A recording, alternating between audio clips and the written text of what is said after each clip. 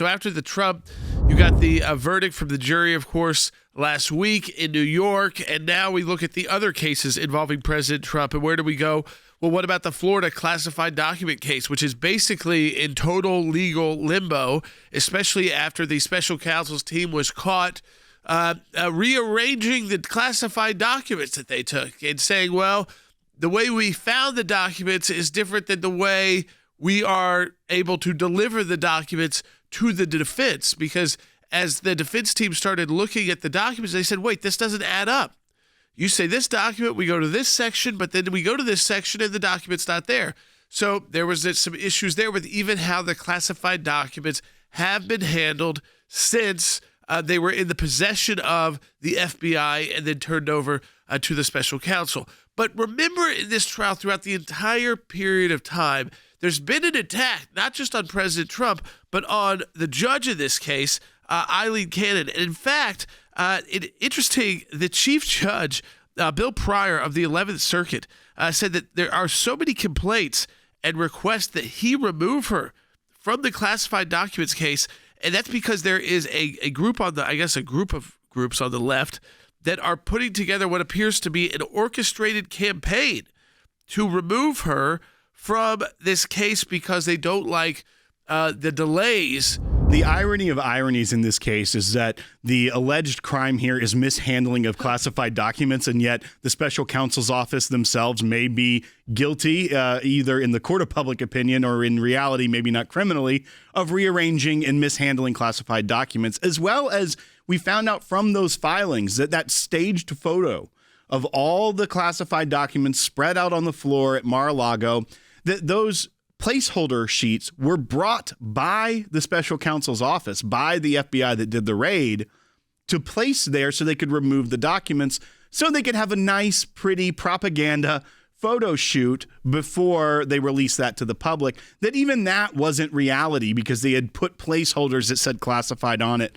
But as you see, the left and their lawfare are going to continue. And in this case, now they're targeting the judge. Over 1,000 complaints in just 1 week. And we'll go to Harry Hutchinson because, Harry, what we saw is that Glenn Kirshner put together through his podcast, he was through MSNBC, but it has a podcast, a way to file a complaint with the 11th Circuit. And those on the left, if you give them a way to protest, they will follow it. And so they sent so many in that were so similar.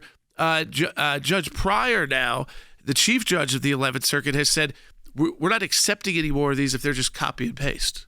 Absolutely. And I think the judge is precisely correct. So the judge is reacting to the weaponization of the courts.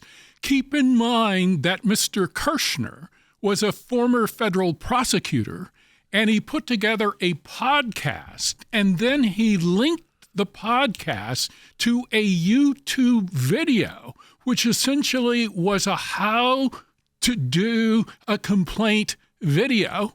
And it provided a step-by-step approach to filing these complaints. So it is all a made-up job that represents the full weaponization of the courts. It's important to keep in mind that if you go back to the Trump conviction last week, that the third highest DOJ official stepped down from the Biden Justice Department to work in the Manhattan District Attorney's Office on the so-called hush money trial. So what we have seen since 2020, in my view, is a coordinated campaign to prevent the democratic process from operating. And one of the ways in which this approach takes place is to try to prevent Donald Trump from campaigning. And I think Kirshner is part and parcel of this effort. This case is the prime example to show how many times the left holds a double standard when it's with their own or with a conservative, whether it be they're saying the president mishandled classified documents and they can't even handle classified documents appropriately, or even to this complaints against Judge Cannon that Glenn Kirshner put forward. The main complaints that they were sending to the appeals court was that she was delaying the case and had an improper motive. And Judge Pryor said, although many of the complaints allege an improper motive in delaying the case, the allegations are speculative and unsupported by any evidence. And it says the complaints also do not establish that Judge Cannon was required to recuse herself from the case because she was appointed by then President Trump. So they're complaining that she's delaying the case. However, they're saying send thousands of complaints to the appeals court so that they have to go through them all and maybe take her off the case. That's a delay tactic in and of itself. Yeah. Having a clerk and then all the lawyers and all the judges at the appeals court have to go through thousands of complaints that are sent in. We know that the wheels of justice turn slowly.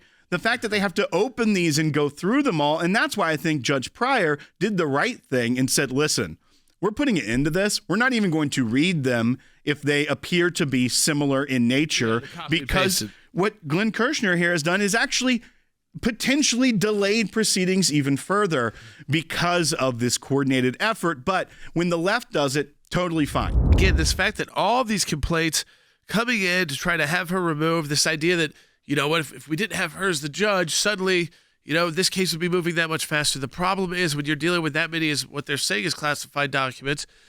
This case we knew was going to be the case. It was going to be very tough to bring even before this summer or by the summer, because you've got to go through each document. Then you've got to go through all these attorneys. They've got to get their different kinds of clearances to go through the documents. And so this going on. But again, the coordinated attack, lawfare, and I think what we've seen is the weaponization of the courts. It works both ways. You know what? It works in the sense that you could be like Alvin Bragg in New York, file these kind of ridiculous charges against Donald Trump to try and keep him off the campaign trail for 6 weeks and call him a convicted felon. But it also works, these attacks on judges. We've seen it against Justice Thomas, Justice Alito, and now Judge Cannon. If we follow the approach, as Will rightly points out, this further delays the trial. And so if Jack Smith believes that Judge Cannon should be recused, the proper venue is to file a motion with the courts, not to orchestrate a letter-writing campaign based on a YouTube video. With the fact that the Chief Judge of the 11th Circuit is having to come out and say, you know, and by the way, has disagreed with Judge Cannon in some actions she's taken through the normal process you would go through if you felt like the judge had overstepped or not followed the right process. But so he's not trying to protect her because he agrees with every, you know, procedural decision she's taken. But the fact is that it's a clear, coordinated campaign with a bunch of people sitting in the exact same, you know, copy and paste complaint in, telling her, you know, telling the court to have her removed.